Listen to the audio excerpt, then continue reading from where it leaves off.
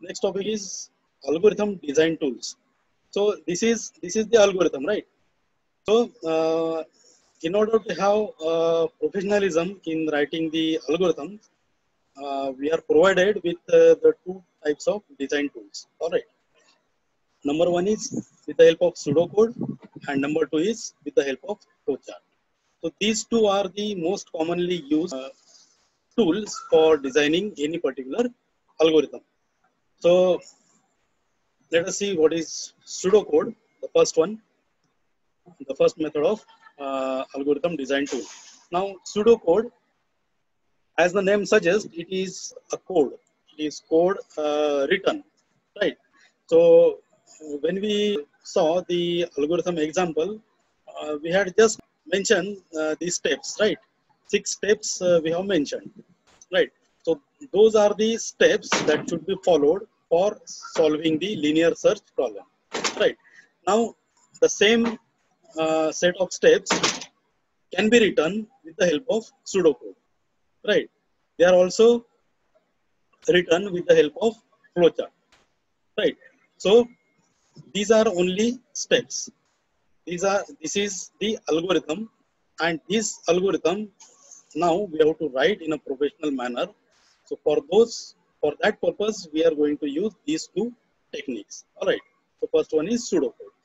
Now, what is pseudocode? The definition says it's simply an implementation of an algorithm in the form of informative text written in plain English.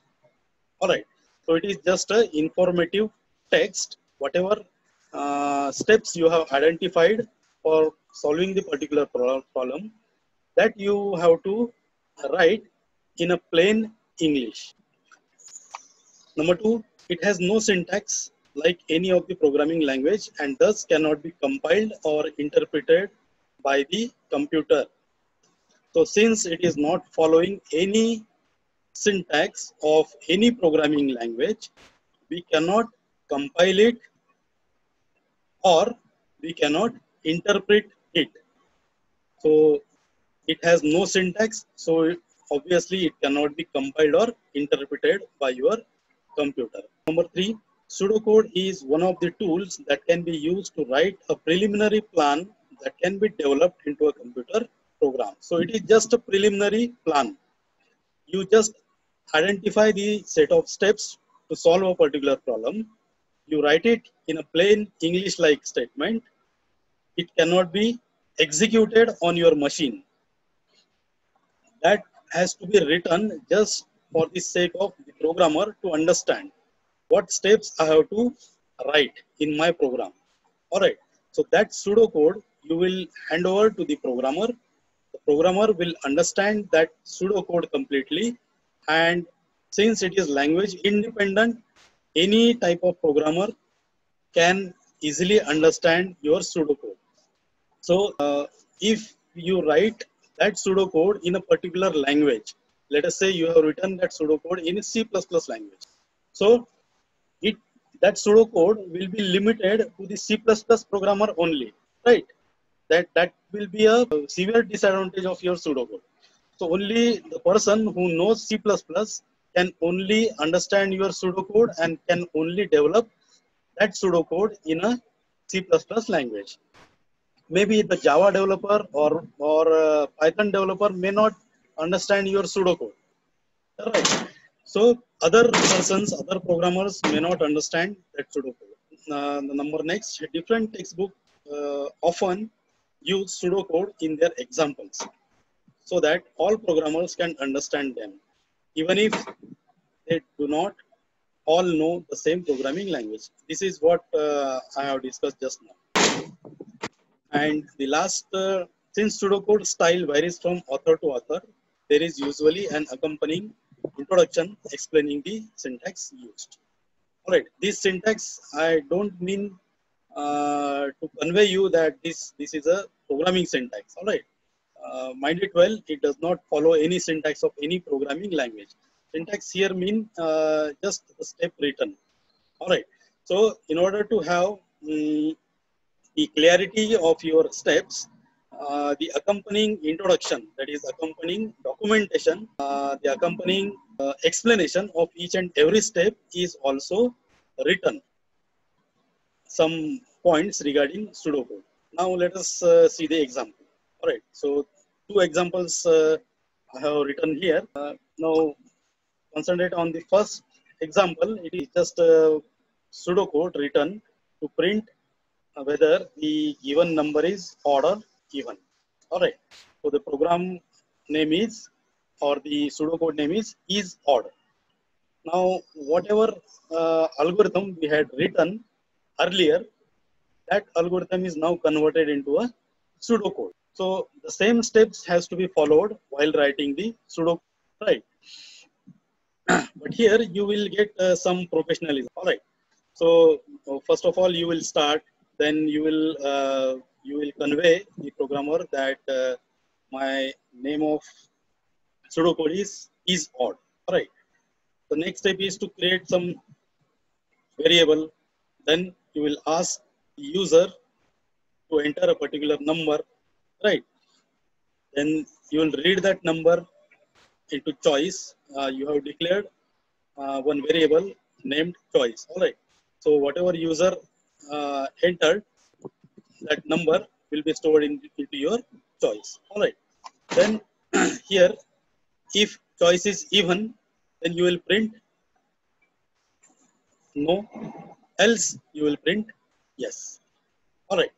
And if and end. So this is a generalized set of steps. All right. This is called as a pseudocode. Now see here, any person who is a programmer can easily understand these set of steps.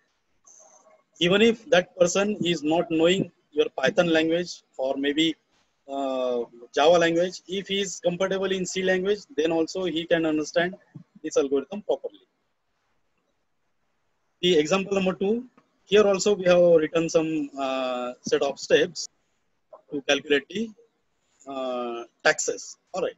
So here also we are starting with the start keyword, then the pseudocode name, then we are declaring the salary variable. If salary is less than 50,000, then tax is 0. Otherwise, if the salary is greater than 50,000 and salary is less than 1 lakh, then tax is calculated accordingly. Else, if the salary is greater than 1 lakh, the tax will be 30%. These are the set of steps written for calculating the income tax of a particular person. All right. Now here also these are the generalized steps. All right. So these are the two basic examples of pseudocode. So this was all about the pseudocode. Next design tool is flowchart. I hope you already have some introductory knowledge about what is flowchart. Right. So a flowchart is a graphical representation of your pseudocode. So up till now we have seen how to write algorithm, how that algorithm can be converted into a pseudocode. Now we will see how that algorithm is converted into flowchart. So here flowchart is a diagrammatic representation of your algorithm. Right. Here you will make use of graphical representation in order to draw the pseudocodes. All right. So flowchart is a program made up of boxes, diamonds, and other shapes connected by arrows. So normally you will use the boxes, the diamonds, some other shapes, and you will connect those with each other with the help of the connecting lines. All right. So that will become the complete flowchart. All right. So each shape represents a step in the process, and the arrows show the order in which they occur. All right.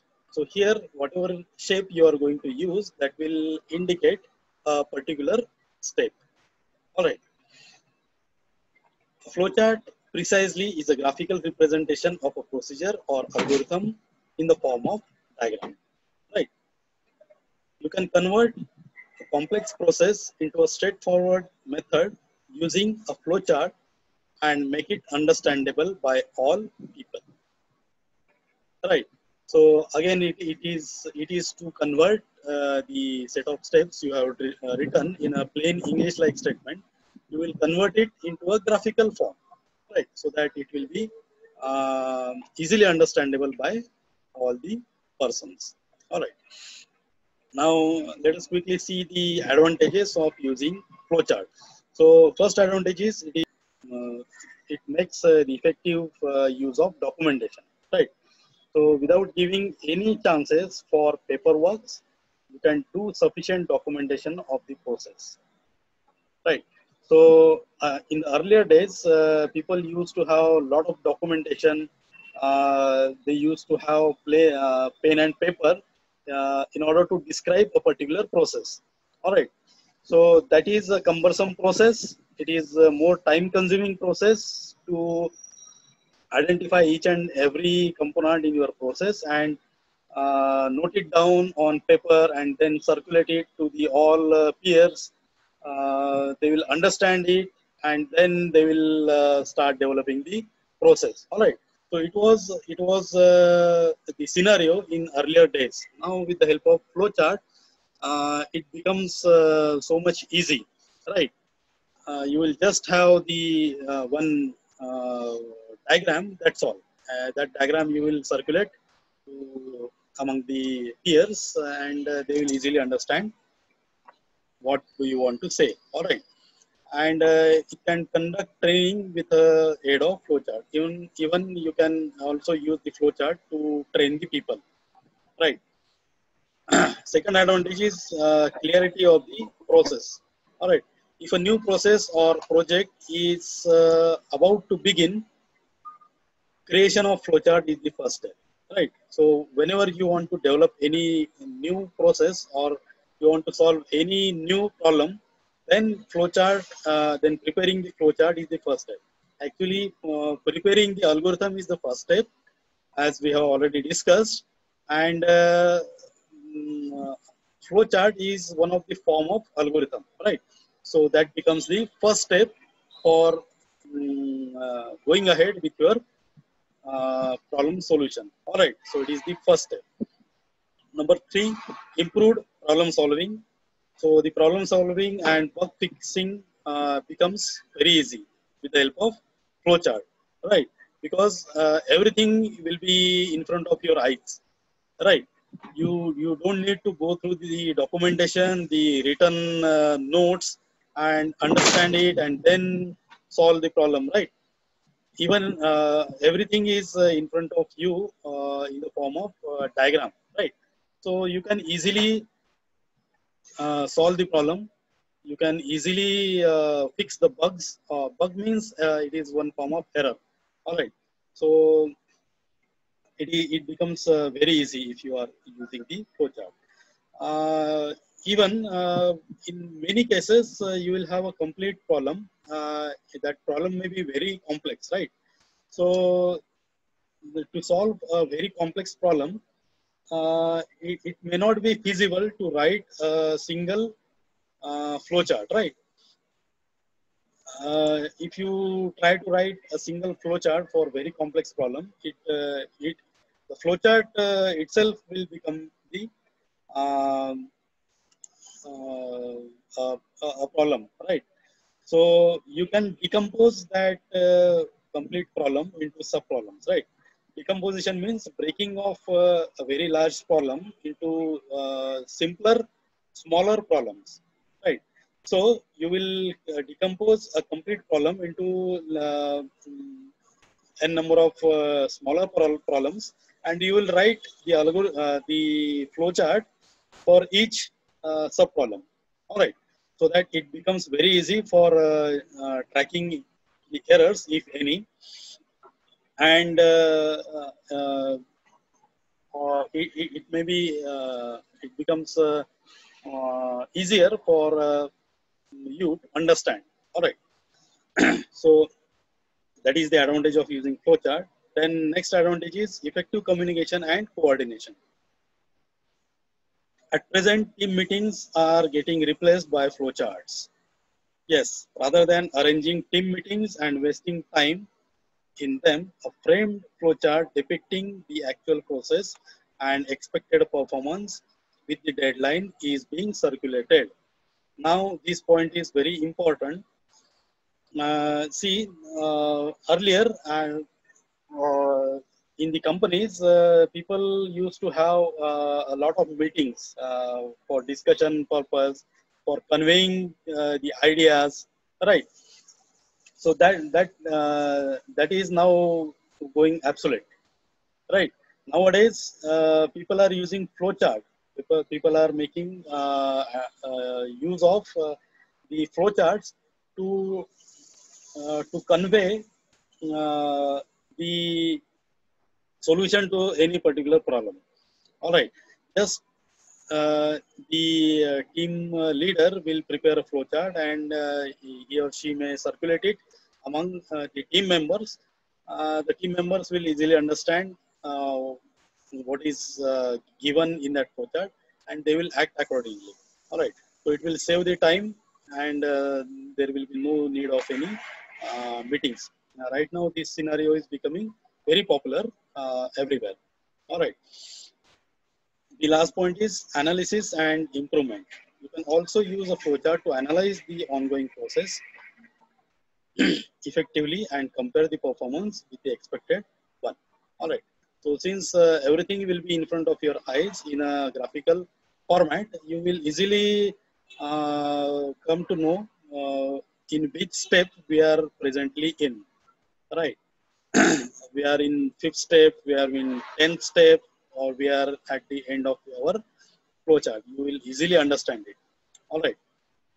So these are the 5 different advantages of using the flowchart. All right. Next, for constructing any flowchart, we need to make use of some symbols which are commonly used to build any flowchart. All right. So there are lot many more symbols, but these are more frequently, more commonly used symbols. All right. Number one, the rectangle. It is used to represent the any particular process. All right. So if you are calculating something, if you are processing something, so that process, that calculation must be included in a rectangle. All right. So instructions or internal operations inside the processor or memory. All right. So whatever calculation you are doing, that must be included in the rectangle.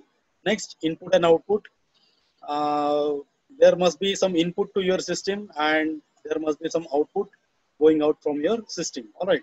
So that should be represented with input output symbol. All right. Third one is decision. If you want to make any decision, that is, if you want to check any condition, depending upon that condition, you will either take a right turn or a left turn. All right. So that decision must be included in the diamond. All right. So here you will actually check whether that a particular condition is met or not. And if it is met, you will follow something. If it is not met, you will follow something else. All right. So it is a decision making symbol. Next is connector. So this symbol is typically used as a connector to show a jump from one point to another point. All right. So it is just to indicate you are going from one point to another point. All right. If you want to make use of some predefined process, then this is the symbol. Then the start and end symbol is represented with the help of ellipse like shape. So it is same for the start, and you will use the same for the showing the end. All right. And lastly, you will have some flow lines, the connecting lines to show which component or which symbol is connected with another symbol. All right. So these symbols are not limited to these only. All right. Obviously, you are having more number of symbols. All right. So if you want to dig out more, if you want to explore more, you will definitely find some more set of symbols for constructing the flowchart. All right. So next, let us see how a flowchart can be constructed. As I earlier said, flowchart is the diagrammatic representation of your algorithm. All right. So here is the algorithm which is now converted into a flowchart. All right. So this flowchart is to print odd and even number. So whatever pseudocode we had already seen, that pseudocode is now converted into a flowchart here. All right. So this is the first symbol, that is start. Right. Start is the first symbol and end is the last symbol. Both the symbols are mentioned with the help of the same symbol, right? Next is input variable, that is number. Here you are asking the user for entering any particular number to check whether it is even or odd, right? So for input and output, we are making use of this symbol, right? So input variable, that you are storing it in the number variable, right? Now here, this is a diamond and it is used to make the decision, all right? So here you are checking if number mod 2 equal to 0. So this is the standard method to know whether a number is even or odd, right? If you uh, take a mod of that number by 2, and if the remainder is 0, that means the number is even. All right. If you are getting something else, then that number is not even, right? So here you are actually comparing it. You are making a decision, right? If number mod 2 equal to 0. So simply you are dividing that number with 2, and if the remainder is 0, so you will come in true section, right? And you will print the number is even. And if you are not getting the remainder as 0, then that condition becomes false. So you will print the number is odd, right? So here you can see that for both um, input and output, we are making use of the same symbol, as well as for start and end, you are making the use of same symbol, right? So this is the very small, easiest flowchart, right? Obviously, we do have some complex flowcharts.